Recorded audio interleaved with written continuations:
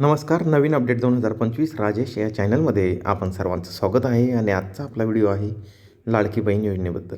तर लाडकी बहीण योजनेचा या महिलांचा हप्ता बंद होणार आहे. तर 5 लाख महिला ह्या अपात्र झालेल्या आहे. या महिलांना आता हप्ता मिळणार नाही, त्याबद्दलच अपडेट आहे. तर महिला व बालविकास मंत्री आदिती तटकरे यांनी काल माहिती दिलेली आहे. त्यांनी एका ट्विटद्वारे ही माहिती दिली आहे. काय आहे ट्विट आपण बघूया. मुख्यमंत्री माझी लाडकी बहीण योजना दिनांक 28 जून 2024 व दिनांक 3 जुलै 2024 रोजी निर्गमित करण्यात आलेल्या शासन निर्णयानुसार अपात्र ठरणाऱ्या महिलांना मुख्यमंत्री माझी लाडकी बहीण योजनेतून वगळण्यात येत आहे. अपात्र ठरविण्यात आलेल्या लाभार्थ्यांचे विवरण खालीलप्रमाणे बघा.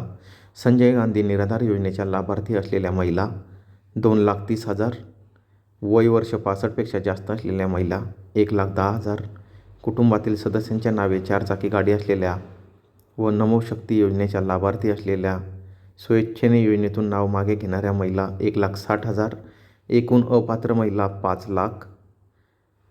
तर अशा ह्या महिला ह्या अपात्र झालेल्या आहेत.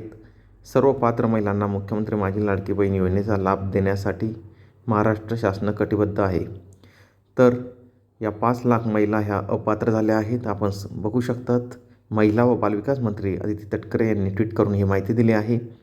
आपण जर या योजनेत बसत असाल तर आपल्याला कोणत्याही प्रकारे काही प्रॉब्लेम नाही. फक्त ज्या महिला अपात्र आहेत अशांसाठीच या योजनेतून ह्या महिलांचा हप्ता बंद करण्यात आलेला आहे, अशी माहिती महिला व बालविकास मंत्री आदिती तटकरे यांनी दिली आहे. त्याबद्दलच आजची अपडेट होती. धन्यवाद.